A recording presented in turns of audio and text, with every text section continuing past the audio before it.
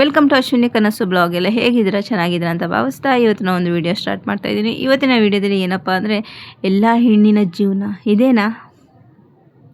ಇದೆಲ್ಲರಿಗೂ ಪ್ರಶ್ನೆ ಇದ್ದೇ ಇರುತ್ತೆ. ಹೌದು, ಹೆಣ್ಮಕ್ಳಾಗಿ ಹುಟ್ಟಿದ ಮೇಲೆ ಕಷ್ಟ ಸರ್ವೇ ಸಾಮಾನ್ಯ ಅಲ್ವಾ. ಪ್ರತಿಯೊಬ್ಬರು ಕಷ್ಟ ಸುಖ ಎಲ್ಲನೂ ಎದುರಿಸಲೇಬೇಕು, ಎಲ್ಲನೂ ನಾವು ನಿಭಾಯಿಸಲೇಬೇಕು. ಆಮೇಲೆ ಹೆಣ್ಣಾಗಿ ಹುಟ್ಟಿದ್ಕೆ ಇಷ್ಟೊಂದು ಕಷ್ಟ ಅಂತ ನಾವು ಎಷ್ಟೋ ಸಲ ಪ್ರಶ್ನೆಗಳು ಮಾಡಿದ್ದು ಉಂಟು. ನಾವು 100% ಒಂದು 10% ಹೆಣ್ಮಕ್ಳು ಅದನ್ನು ಯೋಚನೆ ಮಾಡೋಕ್ಕೆ ಹೋಗಲ್ಲ. ಯಾಕಂದರೆ ಅವ್ರಿಗೆ ಲಗ್ಜುರಿ ಲೈಫ್ ಸಿಕ್ಕಿರುತ್ತೆ. ಆದರೆ ನಾವು ಮಿಡ್ಲ್ ಕ್ಲಾಸ್ ಹುಡುಗಿರಂತೂ ಖಂಡಿತ ಇದನ್ನೆಲ್ಲ ಅಂದ್ಕೊಂಡಿರ್ತೀವಿ ಮನಸ್ಸಲ್ಲಿ ಒಂದೊಂದ್ಸರಿ, ಹೆಣ್ಣಾಗಿ ಹುಟ್ಟಿದ್ಕೆ ಇಷ್ಟೊಂದು ಕಷ್ಟನಾ ಅಂತ. ಕೆಲವ್ರು ಅಂತಾರೆ, ಇವಳೆಲ್ಲರೂ ನಿಭಾಯಿಸ್ತಾಳ, ಮನೇಲಿ ಒಂದು ಹಿರಿ ಸೊಸೆಯಾಗಿ ಹೋಗ್ಬಿಟ್ರೆ ಇವಳೆಲ್ಲನೂ ನಿಭಾಯಿಸ್ತಾಳ, ಹಿರಿ ಮಗಳಾದರೆ ಎಲ್ಲನೂ ನಿಭಾಯಿಸ್ತಾಳ. ಕೆಲವ್ರಿಗೆ ಗೊತ್ತಿರಲ್ಲ. ಏನಕ್ಕೆ ಅಂದರೆ, ಬೆಳೆದಂಥ ಊರಲ್ಲಿ ಅಂದರೆ ತನ್ನ ತವರೂರಲ್ಲಿ ಅಪ್ಪ ಅಮ್ಮನ ಕಷ್ಟಕ್ಕೆ ಜೊತೆಯಾಗಿ ನಿಂತಿರುವಂಥ ಹೆಣ್ಣು, ಅಪ್ಪ ಅಮ್ಮನ ಕಷ್ಟ ಸುಖನ ನೋಡ್ಕೊಂಡು ಬೆಳೆದಿರುವಂಥ ಹೆಣ್ಣು. ಅಪ್ಪ ಒಂದೊಂದು ರೂಪಾಯಿಗೂ ಎಷ್ಟು ಕಷ್ಟಪಡ್ತಾ ಇರ್ತಾನೆ. ಅವನು ಮಕ್ಕಳು ಸಾಕೋಕ್ಕೋಸ್ಕರ ಎಷ್ಟೊತ್ತು ಅಪ್ಪ ಅಮ್ಮ ಇಬ್ಬರು ಎಷ್ಟು ರಾತ್ರಿಗಳು ಹಸ್ದು ಮಲಗಿರ್ತಾರೋ, ಎಷ್ಟು ನೋವನ್ನ ತಿಂತಾ ಇರ್ತಾರೋ, ಎಷ್ಟು ಅವರು ಒಂದು ಹುಷಾರಿಲ್ಲ ಅಂದರೆ ಒಂದು ಹಾಸ್ಪಿಟ್ಲಿಗೆ ಹೋದರೆ 10 ರೂಪಾಯಿ ಖರ್ಚಾಗುತ್ತಲ್ಲ, ಆ 10 ರೂಪಾಯಿ ಇದ್ದರೆ ನನ್ನ ಮಕ್ಳಿಗೆ ಏನಾರು ಆಗುತ್ತಲ್ಲ ಅಂತ ಎಷ್ಟು ಕಷ್ಟಪಟ್ಟಿರ್ತಾರೆ. ಅದನ್ನೆಲ್ಲ ನಾವು ಬಡವ್ರ ಹೆಣ್ಮಕ್ಳು ಅಂದರೆ ನಮ್ಮ ಮಿಡ್ಲ್ ಕ್ಲಾಸ್ ಫ್ಯಾಮಿಲಿ ಹೆಣ್ಮಕ್ಳು ಇದನ್ನೆಲ್ಲ ನೋಡ್ಕೊಂಡು ಬೆಳೆದಿರ್ತೀವಿ. ಪ್ರತಿಯೊಂದು ಅಪ್ಪನ ನಡೆ ನುಡಿ ಅಮ್ಮನ ನಡೆ ನುಡಿ ನೋಡ್ಕೊಂಡು ಬೆಳೆದಿರೋವಂಥದ್ದು ಹೆಣ್ಮಕ್ಳು. ಯಾಕಂದರೆ ಮನೇಲಿ ಏನಾರು ಒಂದು ಅಡುಗೆ ಮಾಡಿ ದಿನಸಿ ಖಾಲಿಯಾಗಿ ಸ್ವಲ್ಪ ರೈಸ್ ಇದ್ದರೆ ಮನೇಲಿ ಹಿರಿ ಮಗಳಾಗಿ ಮನೇಲಿ 2 ಗಂಡು ಮಕ್ಕಳಿದ್ದಾಗ ಆ ಮನೇಲಿ ಆ ಗಂಡು ಮಕ್ಕಳು ಬೆಳೆಯುವಂಥ ಮಕ್ಕಳು ಗಂಡು ಮಕ್ಕಳು ಅಪ್ಪ ಅಮ್ಮನಿಗೆ ಆಶ್ರಯ ಆಗ್ತಾರೆ ಅಂದ್ಬಿಟ್ಟು ಅವ್ರಿಗೆ ಊಟ ಹಾಕಿ ಆ ಹೆಣ್ಣು ನೀರು ಕುಡಿದು ಮಲಗಿರೋದು ಎಷ್ಟೋ ದಿನಗಳು. ಯಾಕಂದರೆ ನನ್ನ ಅಣ್ಣ ತಮ್ಮ ಚೆನ್ನಾಗಿರಲಿ, ಅವ್ರು ಚೆನ್ನಾಗಿದ್ರೆ ನನ್ನನ್ನು ಚೆನ್ನಾಗಿ ನೋಡ್ಕೋತಾರೆ, ನಮ್ಮ ಅಪ್ಪ ಅಮ್ಮನ ಚೆನ್ನಾಗಿ ನೋಡ್ಕೋತಾರೆ ಅಂತ ಬಯಸೋವಂಥ ಹೆಣ್ಮಕ್ಳು. ಅಂಥದ್ರಲ್ಲಿ ಪ್ರತಿಯೊಂದು ಹೆಜ್ಜೆಯಲ್ಲೂ ಅಪ್ಪ ಅಮ್ಮನ ಕಷ್ಟ ಸುಖದಲ್ಲಿ ನೋಡಿ ಬೆಳೆದಿರುವಂಥ ಹೆಣ್ಮಕ್ಳು ತನ್ನ ಗಂಡನ ಮನೇಲಿ ಬಂದು ತನ್ನ ಗಂಡನ ಕಷ್ಟಕ್ಕೆ ಹೇಗಲಾಗದಂತೆ ಇರ್ತಾರ, ಅವನ ಕಷ್ಟನ ನಮ್ಮ ಕಷ್ಟ ಅಂದ್ಕೊಳ್ದಂತೆ ಇರ್ತಾರ. ಪ್ರತಿಯೊಬ್ಬರು ಇದೆ. ಎಲ್ಲೋ ಕೆಲವು ಹೆಣ್ಮಕ್ಳು ಕಷ್ಟಕ್ಕೆ ಹೆದರಿ ಹೋಗೋ ಗಂಡನ ಬಿಟ್ಟು ಹೋಗ್ತಾರೆ. ಗಂಡನಿಗೆ ಇವತ್ತು ಕೆಲಸ ಇಲ್ಲ ಅಂದ ತಕ್ಷಣ ಅವ್ನು ಬಿಟ್ಟು ಹೋಗೋವಂಥ ಹೆಣ್ಮಕ್ಳು ಎಷ್ಟೋ ಜನ ಇದ್ದಾರೆ. ಅವನ ಕೈಲಿ ಆರೋಗ್ಯ ಸರಿ ಇಲ್ಲ ಅಂದಾಗ ಬಿಟ್ಟೋಗೋ ಎಷ್ಟೋ ಹೆಣ್ಮಕ್ಳಿದ್ದಾರೆ. ತುಂಬ ಜನ ಇದ್ದಾರೆ, ಇಲ್ಲ ಅಂತ ಹೇಳಲ್ಲ. ಆದರೆ ಇದೆಲ್ಲ ಹೆಣ್ಮಕ್ಳಲ್ಲ. ಎಲ್ಲ ಹೆಣ್ಮಕ್ಳು ಅಪ್ಪನ ಮನೆ ಕಷ್ಟನೂ ನೋಡಿ ಬೆಳೆದಂಥವ್ರು ಯಾರು. ಗಂಡನ ಕಷ್ಟಕ್ಕೆ ಇವರು ಹೆಗ್ಲಾಗಿರ್ತಾರೆ. ಹಂಗಿರಿ ಎಷ್ಟೋ ಹೆಣ್ಮಕ್ಳು ಹೊರಗಡೆ ದುಡಿಯೋಕ್ಕೆ ಹೋಗುವಂಥ ಅವಶ್ಯಕತೆ ಗಂಡನಿಗೆ 10 ರೂಪಾಯಿನ ಸಹಾಯ ಆಗಲಿ ಅಂತ ಹೆಣ್ಮಕ್ಳು ಹೊರಗಡೆ ಕೆಲ್ಸಕ್ಕೆ ಹೋಗೋದು. ಗಂಡನ ಕಷ್ಟ ನೋಡಿ ಹೊರಗಡೆ ಕೆಲ್ಸಕ್ಕೆ ಹೋಗ್ತಾರೆ. ಯಾಕೆಂದರೆ ಗಂಡ ಒಂದೇನಾರು ಮಾಡ್ತಾನೆ ಅಂದಾಗ ನಾವು ಅವ್ರಿಗೆ 10 ರೂಪಾಯಿ ನಾವು ದುಡ್ದು ಕೊಟ್ಟರೆ ಒಂದು ಕಷ್ಟಕ್ಕಾಗುತ್ತೆ. ಅವ್ನ ಕಷ್ಟಕ್ಕೆ ನಾವು ಹೆಗಲಾಗಿ ನಿಂತ್ಕೋಬೇಕು ಅಂತಲೇ ಹೆಣ್ಮಕ್ಳು ಸಹಿಸ್ಕೊಳ್ಳೋದು. ಯಾಕಂದರೆ ಮನೇಲಿ ಏನು ತರ್ತಾನೋ ಅದರಲ್ಲಿ ಅಚ್ಚಿಟ್ಟು ಬಚ್ಚಿಟ್ಟು ಮಕ್ಕಳಿಗೆ ಊಟ ಕೊಟ್ಕೊಂಡು ತಾನು ಎಷ್ಟೋ ದಿನ ಹಸ್ಕೊಂಡು ಮಲಗಿರ್ತಾಳೆ. ಯಾಕಂದರೆ ದುಡಿಯೋ ಗಂಡ ಇವತ್ತು ನಾನು ಅವ್ನು ಬರೋಕ್ಕಿಂತ ಮುಂಚೆನೇ ಊಟ ಮಾಡಿದ್ದೀನಿ ಅಂತ ಒಂದು ಸುಳ್ಳು ಹೇಳ್ಕೊಂಡು ಹರಿದಿರೋ ಬಟ್ಟೆ ಎಷ್ಟೋ ಹೆಣ್ಮಕ್ಳು ನಾನು ತಿಳಿ ಹರಿದಿರೋ ನೈಟಿನೇ ಹೊಲಿದು ಹಾಕ್ಕೊಂಡು ಎಷ್ಟೋ ಜೀವನ ಮಾಡುವಂಥ ಹೆಣ್ಮಕ್ಳಿದ್ದಾರೆ. ಹೊರಗಡೆ ಎಲ್ಲೇ ನಾವು ಹೋದರೆ ನನ್ನ ಗಂಡನ ಮರ್ಯಾದೆ ಹೋಗುತ್ತಲ್ಲೋ ಅಂದ್ಬಿಟ್ಟು ಎಷ್ಟೋ ಫಂಕ್ಷನ್ಗಳಿಗೆ ಹೆಣ್ಮಕ್ಳು ಹೋಗಲ್ಲ. ಏಕೆಂದರೆ ಒಂದು ಚಿನ್ನ ಒಡವೆ ಅಪ್ಪನ ಮನೇಲಿ ಕಷ್ಟ ಸುಖ ಮಾಡಿಸ್ಕೊಟ್ಟಿರ್ತಾರೆ. ಅದನ್ನು ಗಂಡನಿಗೆ ಕಷ್ಟಕ್ಕೆ ಸಹಾಯಕ್ಕೆ ಅಂತ ಕೊಟ್ಟಿರ್ತಾರೆ. ಅದನ್ನು ಈಗ ಒಂದು ಫಂಕ್ಷನ್ಗೆ ಹೋದಾಗ ಹಾಡ್ಕೋತಾರೆ, ಅಷ್ಟೆಲ್ಲ ಇತ್ತು ಇಷ್ಟೆಲ್ಲ ಇತ್ತು, ಬರೀ ಇದರಲ್ಲಿ ಬಂದಿದ್ದಾಳೆ ಅಂತ ಎಷ್ಟೋ ಜನ ಹಾಡ್ಕೋತಾರೆ ಫ್ಯಾಮಿಲಿ ಅಂತ. ಎಷ್ಟೋ ಸಂಬಂಧಿಕರನ್ನ ಮರ್ತು ಬಿಡ್ತಾಳೆ ಅವಳು.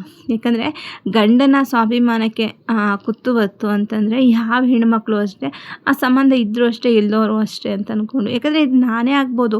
ಈಗ ನನ್ನ ಗಂಡನಿಗೆ ವ್ಯಾಲ್ಯೂ ಇಲ್ಲ ಅಂತಂದರೆ ನಾನು ಅಂಥವ್ನ ಹತ್ರಕ್ಕೂ ತೊಗೊಳಕ್ಕೆ ಇಷ್ಟಪಡಲ್ಲ. ಅವ್ರಿಗೆ ಯಾರು ರೆಸ್ಪೆಕ್ಟು ಗೌರವ ಕೊಡ್ತಾರೋ ನಾನು ಅಂಥವ್ರ ಜೊತೆ ಚೆನ್ನಾಗಿರ್ತೀನಿ. ಹಾಗಾಗಿ ಯಾಕಂದರೆ ಅಂಥವ್ರನ್ನ ನಾನು ದೂರನೇ ಇಟ್ಬಿಡ್ತೀನಿ. ಬೇಡಕ್ಕೆ ಬೇಡ, ನನ್ನ ಗಂಡನಿಗೆ ಬೆಲೆ ಇಲ್ಲ ಅಂದಮೇಲೆ ನನಗೇನಕ್ಕೆ ಅಂತ. ಹಂಗೆ ಎಲ್ಲ ಹೆಣ್ಮಕ್ಳು ಅಷ್ಟೇ. ಗಂಡನಿಗೆ ಒಂದು ಸ್ವಾಭಿಮಾನಕ್ಕೆ ಕುತ್ತೇ ಬಂತು ಅಂದಾಗ ಅವನ್ನ ಅವಮಾನ ಮಾಡ್ತಾರೆ ಇನ್ನೊಬ್ಬರು ಅಂದಾಗ ಆ ಜಾಗದಲ್ಲಿ ಅಂಥ ಸಂಬಂಧಿಕರಾಗಲಿ ಅಂಥ ಸ್ನೇಹಿತರಾಗಲಿ ಅವಶ್ಯಕತೆ ಇರಲ್ಲ. ಹಾಗೆ ಎಷ್ಟೋ ಹೆಣ್ಮಕ್ಳು ಸಂಬಂಧಗಳನ್ನ ಮರೆತು ಬಿಟ್ಟಿದ್ದಾರೆ. ಬೇಡಪ್ಪ ಅಂದ್ಕೊಂಡು ಎಷ್ಟೋ ಹೆಣ್ಮಕ್ಳು ಮನೆಯೊಳಗೆ ತನ್ನ ನೋವುಗಳನ್ನ ತೋಡ್ಕೊಂಡು ಗಂಡನಿಗೆ ಇವತ್ತಿಲ್ಲ ನನ್ನ ಗಂಡ ನಾಳೆ ಜೀವನದಲ್ಲಿ ಚೆನ್ನಾಗಿ ಆಗ್ತಾನೆ, ಅವನಿಗೆ ನಾನು ಸಪೋರ್ಟಿಂಗ್ ಕೊಡೋಣ ಅಂದ್ಕೊಂಡು ಹೊರಗಡೆ ದುಡಿಯೋಕ್ಕಾಗ್ತಿದ್ದರು ಮನೆಯಲ್ಲೇ ಕೂತ್ಕೊಂಡು ಎಷ್ಟೋ ಹೆಣ್ಮಕ್ಳು ದುಡ್ದು ಗಂಡನಿಗೆ ಧೈರ್ಯವಾಗಿದ್ದಾರೆ. ಅವ್ನ ಕಷ್ಟನೆಲ್ಲ ಸಹಿಸ್ಕೊಂಡು ಎಷ್ಟೋ ಹೆಣ್ಮಕ್ಳು ಹಸ್ಕೊಂಡು ನೀರು ಕುಡ್ಕೊಂಡು ಮಲಗಿ ಜೀವನ ಮಾಡೋವಂಥ ಹೆಣ್ಮಕ್ಳು ಎಷ್ಟೋ ಜನ ಇದ್ದಾರೆ. ಹಾಗಾಗಿ ಎಲ್ಲ ಹೆಣ್ಮಕ್ಳನ್ನೂ ಒಂದೇ ಥರ ಹೋಲಿಸ್ಕೊಂಬೇಡಿ. ಎಲ್ಲ ಹೆಣ್ಮಕ್ಳು ಕಷ್ಟಕ್ಕೆಲ್ಲ ಗಂಡ ಕಷ್ಟ ಅಂದ ತಕ್ಷಣ ಬಿಟ್ಟು ಹೋಗ್ಬಿಡ್ತಾರೆ, ಗಂಡಂಗೆ ಹುಷಾರಿಲ್ಲ ಅಂದರೆ ಬಿಟ್ಟು ಹೋಗ್ಬಿಡ್ತಾರೆ, ಇಲ್ಲ ಅತ್ತೆ ಮಾವನ ನೋಡ್ಕೋಬೇಕು ಅಂತ ಮನೆ ನಿಭಾಯಿಸೋಕ್ಕಾಗಲ್ಲ ಅಂತ ಹೊಂಟೋಗ್ಬಿಡ್ತಾರೆ, ಮಾತುಗಳೆಲ್ಲ ಹೆದ್ರ್ಕೊಂಡು ಹೋಗ್ಬಿಡ್ತಾರೆ. ಅಂತ ಯಾವ ಹೆಣ್ಮಕ್ಳು ಕಷ್ಟಕ್ಕೂ ಹೆದರಲ್ಲ, ಸುಖಕ್ಕೂ ಹೆದರಲ್ಲ, ಮಾತುಗಳಿಗೂ ಹೆದರಲ್ಲ, ಏನೇ ಬಂದರೂ ಎದುರಿಸ್ತಾರೆ. ಅವರು ಆ ಮನೆಗೆ ಬಂತು ಅಂದರೆ, ಯಾಕಂದರೆ ಅಪ್ಪ ಅಮ್ಮಂದ್ರಲ್ಲಿ ಏನು ಅಂತ ಎಲ್ಲ ತಿಳಿದು ಬಂದಿರೋರು ಪ್ರತಿ ಹೆಜ್ಜೆನೂ ನಯ ನಾಜೂಕಲ್ಲಿ ಇಡ್ತಾರೆ. ಅದು ಒಳ್ಳೆಯದು ಕೆಟ್ಟದ್ದು ಯಾವುದು ಅಂತ ನೋಡಿಕೊಂಡು ತಾಳ್ಮೆಯಿಂದ ಮನೇನ ನಿಭಾಯಿಸ್ಕೊಂಡು ಹೋಗ್ತಾರೆ. ಯಾವ ಹೆಣ್ಮಕ್ಳು ಹತ್ರ ಬಿಟ್ಟು ಹೋಗಂತೀವಿ. ಎಲ್ಲೋ ಒಬ್ಬೊಬ್ಬರು ಅದು ನಿಭಾಯಿಸೋಕ್ಕಾಗದೇ ಇರೋವಂಥವ್ರು, ಸೋಕಿಗೋಸ್ಕರ ನಿಂತಿರೋರು, ಅವರು ಹೋಗ್ಬಿಡ್ತಾರೆ. ಅವನ ಕಷ್ಟ ಕಟ್ಕೊಂಡು ನನಗೇನು, ಇವನಿಲ್ಲ ಅಂದರೆ ಇನ್ನೊಬ್ಬ ಅಂದ್ಕೊಂಡು ಹೋಗ್ಬಿಡ್ತಾರೆ.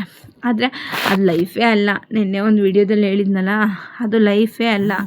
ಲೈಫ್ ಅಂದರೆ ಏನಂದರೆ ಎಲ್ಲರನ್ನೂ ನಿಭಾಯಿಸ್ಕೊಂಡು ಮನೆಯಲ್ಲಿ ನನ್ನವ್ರ ಕಷ್ಟ, ಅತ್ತೆ ಮಾವನ್ನ ನೋಡಿಕೊಂಡು, ಮಕ್ಕಳನ್ನ ನೋಡಿಕೊಂಡು, ಗಂಡನ ನೋಡಿಕೊಂಡು, ಅವನ ಕಷ್ಟ ಸುಖಕ್ಕೆ ಹೆಗಲು ಕೊಟ್ಕೊಂಡು, ಯಾರೋ ಏನೋ ಅಂತಾರೆ ಅಂದ್ಕೊಂಡು ಅವನ್ನ ಈಗ ಕಷ್ಟದಲ್ಲಿದ್ದಾಗ ಚಾಡಿ ಹೇಳೋರು 1000 ಜನ ಇರ್ತಾರೆ.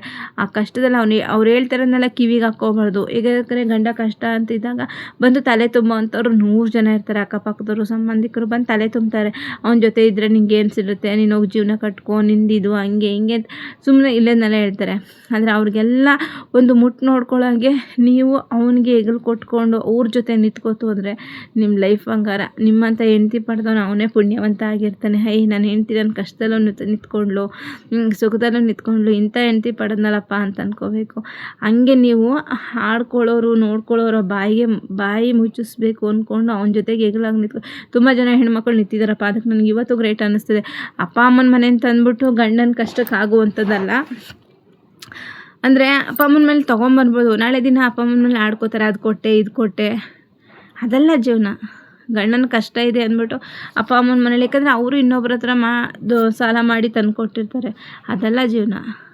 ಅವ್ನ ಕಷ್ಟ ಇದ್ದಾಗ ಅವ್ನಿಗೆ ಧೈರ್ಯ ಮತ್ತು ಹೆದರ್ಕೋಬೇಡಿ, ನಾವಿದ್ದೀವಿ, ನಾನಿದ್ದೀನಿ ಇರಿ ಅಂತ ಒಂದು ಧೈರ್ಯ ಕೊಡ್ತಿರಲ್ಲ, ಅದೇ ಅದೊಂದು ಕೋಟಿಗೊಂದು ಮಾತು ಅವ್ರಿಗೆ, ಇನ್ನೇನಿಲ್ಲ. ಜೊತೆಗೆ ಕೈಗೆ ನಾವಿದ್ದೀವಿ ಅಂತ ಅಪ್ಪ ಅಮ್ಮ ಆಗಲಿ, ಕಟ್ಕೊಂಡಿರೋ ಹೆಂಡತಿ ಆಗಲಿ, ಅಕ್ಕ ತಂಗಿರು ಯಾರು ಜೊತೆಗೆ ನಿಂತ್ಕೊಂಡ್ಬಿಟ್ರೆ ಅವ್ನಿಗೆ ಅದೇ ಬಲ ಆಗಿರುತ್ತೆ. ಕೆಲವರು ಅದನ್ನು ಅಸಹಾಯಕತೆ ಅನ್ಕೋತಾರೆ, ಖಂಡಿತ ಅದು ಅನ್ಕೋಬೇಡಿ. ಅಂದರೆ ಕೆಲವರು ಅಪ್ಪನ ಮನೆಯಿಂದ ತಂದುಬಿಟ್ಟು ಆಗ್ಬಿಟ್ಟೆ, ನಾನು ಗಂಡನ್ನು ಬೆಳೆಸ್ಬಿಟ್ಟೆ ಅಂತ ಅಲ್ಲಿ ಗಂಡನ್ನು ಚೀಪಾಗಿ ನೋಡ್ತಾರೆ. ತುಂಬ ಜನ ಹೆಣ್ಮಕ್ಳು ಅಪ್ಪ ಅಮ್ಮನ ಮನೆಯಿಂದ ದುಡ್ಡು ತೊಗೊಬಂದ್ಬಿಡ್ತಾರೆ, ಕಷ್ಟ ಇಸ್ಕೊಂಬರ್ತಾರೆ. ಅಪ್ಪ ಅಮ್ಮನ ಗೋಳಿಕೊಂಡು ಅವ್ರನ್ನ, ನೀನು ದುಡ್ಡು ಕೊಟ್ಟಿಲ್ಲ ಅಂದರೆ ನನ್ನ ಮನೆಗೆ ಬರಲ್ಲ, ನೀನು ಒಡವೆ ಮಾಡಿಸಿಲ್ಲ ಅಂದರೆ ನನ್ನ ಮನೆಗೆ ಬರಲ್ಲ. ಅಪ್ಪ ಅಮ್ಮನ ಒಂಥರ ಬ್ಲ್ಯಾಕ್ ಮೇಲ್ ಮಾಡ್ದಂಗೆ. ಅವರು ಮಕ್ಕಳನ್ನ ಕಳ್ಕೊಳಕ್ಕಾಗಲ್ಲ, ಸಾಲ ಸೋಲ ಮಾಡಿ ತಂದುಕೊಟ್ಟಿರ್ತಾರೆ. ಅದರಲ್ಲೇ ಗಂಡನ್ನು ಮೆರೆಸುವಂಥ ಹೆಣ್ಮಕ್ಳು ಇರ್ತಾರೆ. ಕೊಟ್ಬಿಟ್ಟು ನಮ್ಮ ಅಪ್ಪನ ಮನೆಯಿಂದ ತೊಗೊಂಬಂದೆ ಅಂತ ಅವನ ಅಣಗ್ಸೋಕ್ಕೂ ಇರ್ತಾರೆ. ಯಾಕಂದರೆ ಅವನಿಗೆ ಅಲ್ಲಿ ಅವನ ಸ್ವಾಭಿಮಾನನೇ ಕುತ್ತು ತಂದು ಇಟ್ಬಿಟ್ಟಿರ್ತಾರೆ ತುಂಬ ಜನ ಹೆಣ್ಮಕ್ಳು. ಯಾಕಂದರೆ ಅವನ ಆ ಕಡೆ ಒಂದು ಮಾತಾಡೋಂಗಿಲ್ಲ, ಈ ಕಡೆ ಮಾತಾಡೋಂಗಿಲ್ಲ, ಅವನ ಒಂಥರ ಏಡಿ ಥರ ಮಾಡಿಬಿಡ್ತಾರೆ. ಆ ಥರ ಕೆಲಸಗಳನ್ನ ಹೆಣ್ಮಕ್ಳು ಮಾಡೋಕ್ಕೆ ಹೋಗಬೇಡಿ. ಯಾಕಂದರೆ ಅಪ್ಪ ಅಮ್ಮನ ಮನೆಯಲ್ಲೂ ತುಂಬಾ ಕಷ್ಟ ಇರುತ್ತೆ, ಅದು ನಿಮಗೆ ಗೊತ್ತಿರುತ್ತೆ. ಅವ್ರು ಸಾಲ ಮಾಡಿಕೊಂಡು ಅವ್ರು ಸಾಲಗಾರ ಆದಾಗ ನಿಮ್ಮನ್ನು ನೋಡ್ಕೊಳ್ಳೋಕ್ಕೆ ಎಲ್ಲಿಂದ ಆಗುತ್ತೆ? ಸಾಧ್ಯ ಆದರೆ ನಿಮ್ಮ ಕೈಯಿಂದ 10 ರೂಪಾಯಿ ಸೇವ್ ಮಾಡಿ ಅಪ್ಪ ಅಮ್ಮನಿಗೆ ಕೊಡಿ. ಅದು ಬಿಟ್ಬಿಟ್ಟು ಅಪ್ಪ ಅಮ್ಮನ ಹತ್ರನೇ ಕಿತ್ಕೊಂಡು, ಅಪ್ಪ ಅಮ್ಮನ ಹತ್ರನೇ ನಮ್ಮಪ್ಪನ ಮನೆಯಿಂದ ತಂದೆ ಅಂದ್ಕೊಂಡು, ಅದು ಗರ್ವದ ಮಾತುಗಳು ಇವೆಲ್ಲ ಮಾಡಿಕೊಂಡು ಗಂಡನ ಕುಗ್ಗಿಸುವಂಥ ಕೆಲಸಗಳನ್ನ ತುಂಬ ಜನ ಹೆಣ್ಮಕ್ಳು ಮಾಡ್ತಾರೆ. ನಿಮ್ಮ ಮನೇಲಿ ಏನು ಮಾಡಿದ್ಯಾ, ನೀನೇನು ಮಾಡಿಸಿದ್ಯಾ ಅಂತ ಅದು ಮಾತುಗಳು ತುಂಬ ಜನ ಹೆಣ್ಮಕ್ಳು ಆಡ್ತಾರೆ. ಕಷ್ಟಪಟ್ಟು ಗಂಡನ ಜೊತೆ ಹೆಗ್ಲಾಗಿ ನಿಂತ್ಕೊಳ್ಳಿ. ಗಂಡನ ಯಾರ ಮುಂದೆನೂ ತಲೆ ತಗ್ಗಿಸ್ತಾ ಇದ್ದಾಗ ನೋಡ್ಕೊಳ್ಳಿ. ಅದು ನೀವು ಅವ್ರಿಗೆ ಕೊಡುವಂಥ ಬೆಲೆ, ತಂದೆ ತಾಯಿ ಕೊಡುವಂಥ ಬೆಲೆ. ಒಬ್ಬರ ಹತ್ರ ಕೈ ಚಾಚುವಂಥ ಕೆಲಸಗಳನ್ನ ಮಾಡೋಕ್ಕೆ ಹೋಗಬೇಡಿ. ಕಷ್ಟ ಐತೆ, ನಿಭಾಯಿಸಿ. ಈ ವಿಡಿಯೋ ಇಷ್ಟ ಆದರೆ ಲೈಕು, ಕಮೆಂಟು, ಸಬ್ಸ್ಕ್ರೈಬ್ ಮಾಡ್ಕೊಂಡು ನನಗೆ ಸಪೋರ್ಟ್ ಮಾಡಿ. ನಾನು ಏನಾರು ತಪ್ಪು ಹೇಳಿದರೆ ದಯವಿಟ್ಟು ಕ್ಷಮಿಸ್ಬಿಡಿ ಅಷ್ಟೇ.